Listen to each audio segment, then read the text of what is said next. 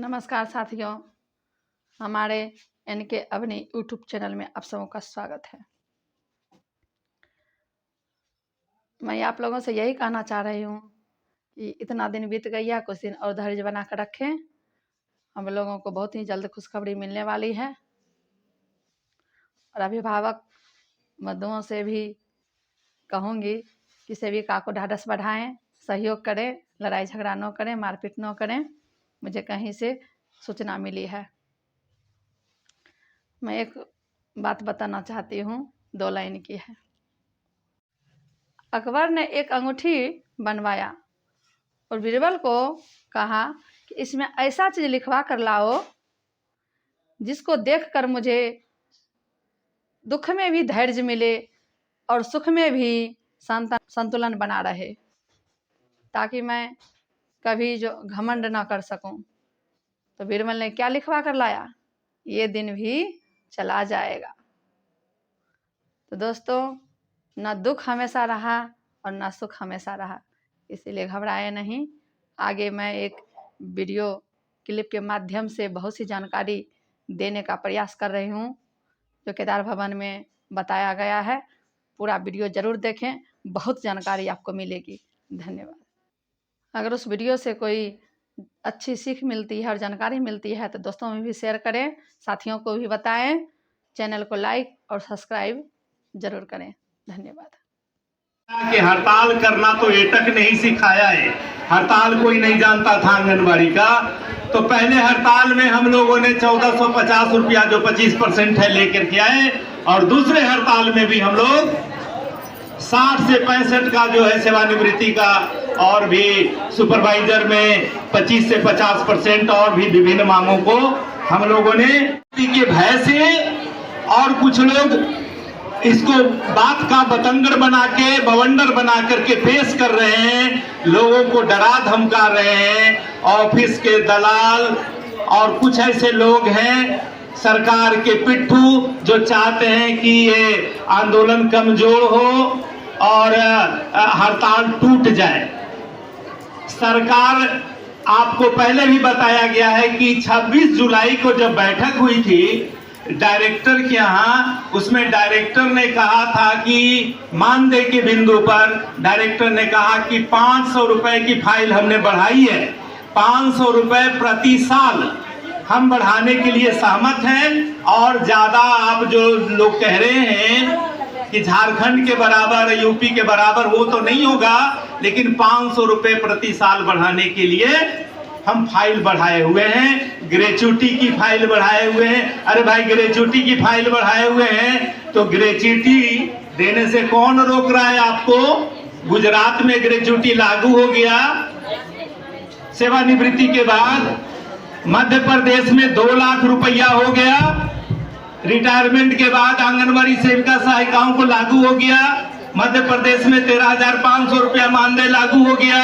आपको कौन रोक रहा है? ग्रेच्युटी की फाइल बढ़ाए हुए हैं। 26 जुलाई से आज हम लोग बात कर रहे हैं 6 दिसंबर को। तो हम लोगों ने कहा कि 500 रुपये वाला बात जो है, ये तो मानने वाली बात भी नहीं है। 500 रुपया से क्या होना जाना है? जहां बगल के छोटा सा राज्य 5000 रुपया बढ़ाती है, झारखंड ज्यादा दिन नहीं हुआ है, अब आप 500 की बात करते हैं। तो ये सब बातें हुई और इन्हीं वजहों से सब कुछ देखते हुए हड़ताल पर जाने का निर्णय सब लोगों के विचार से हुआ है। हड़ताल पर जाने का निर्णय यूनियन के पदाधिकारियों ने नहीं किया है। हड़ताल पर जाने का निर्णय बिहार के तमाम सेविका और सहायिकाओं ने लिया है। अब मैं ये जो चयन मुक्ति की बात है, इससे जो खामखा डर पैदा हो गया है, उसके बारे में मैं ये कहना चाहूंगा कि सब काम नियम कानून से होता है। सरकार के जितने काम होते हैं, सब जो अधिकारी काम करते हैं, हम लोग जो काम करते हैं, वो नियम कानून से बंधे हुए होते हैं। हम जो हड़ताल पर हम गए हैं, तो संविधान की धारा जो है 19 के तहत हमको अधिकार है हड़ताल पर जाने का। हमारा यूनियन रजिस्टर्ड यूनियन है, और जो रजिस्टर्ड यूनियन है धारा 19 अनुच्छेद 19 के तहत उसको हड़ताल पर भी जाने का अधिकार है। बिना अधिकार के नहीं गए हैं। अब देखिए, चयन मुक्ति इस किताब में आप लोग भी ले लेंगे, जो 170 20 जनवरी 2017 को 170 नंबर जो सर्कुलर है 20 जनवरी 2017 को ये लागू हुआ है और आज भी लागू है। इसमें दंड के बारे में आप लोगों को, सेविका सहायिकाओं को गलती करने पर, अनियमितता करने पर, अनुपस्थित रहने पर, पोषाहार कम बनने पर, बच्चों की उपस्थिति कम रहने पर दंड का प्रावधान है इसमें। तो हम बच्चों की उपस्थिति कम से तो अभी मतलब है नहीं। ये जो चयन मुक्ति हो रही है वो बच्चे कम रहने या फिर दूसरे मामलों में नहीं हो रही है, ये हो रहा है केंद्र बंद रहने पर। और इसी 170 का हवाला देकर के डीपीओ सब चिट्ठी निकाल करके चयन रद्द कर रहा है। इस चिट्ठी के अनुसार एकाएक आप किसी का चयन रद्द नहीं कर सकते।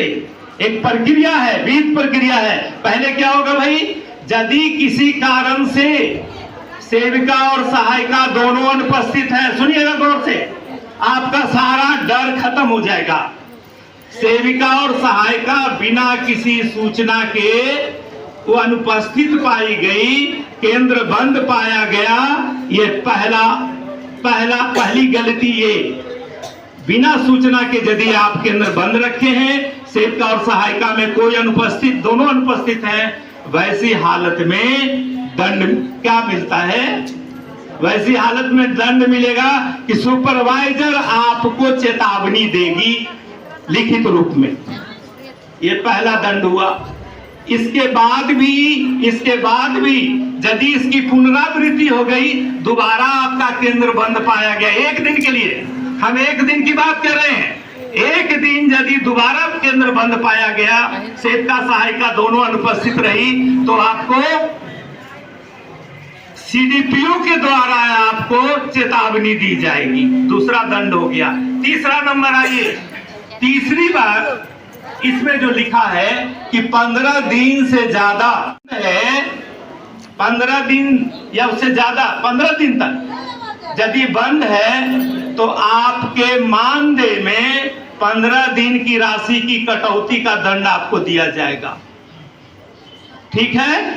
तीन दंड मैंने बताया आपको। इन तीनों दंड में आपको कुछ नहीं मिला। चौथी बार यदि उससे ज्यादा 15 दिन से ज्यादा यदि आप केंद्र लगातार बंद पाया गया तो आपको सीडीपीओ द्वारा अनुशंसा किया जाएगा डीपीओ को, और डीपीओ चयन रद्द की कार्रवाई कर सकता है। लेकिन चयन रद्द की कार्रवाई कब कर सकता है? पहला एक दिन के लिए बंद हुआ तो आप कार्रवाई करते, चेतावनी देता सुपरवाइजर, दूसरी बार चेतावनी देती सीडीपीओ, और 15 दिन जब बंद था तो 15 दिन के बराबर मानदेय की कटौती हो जाती। 15 दिन के अंदर कोई कार्रवाई नहीं किया गया है।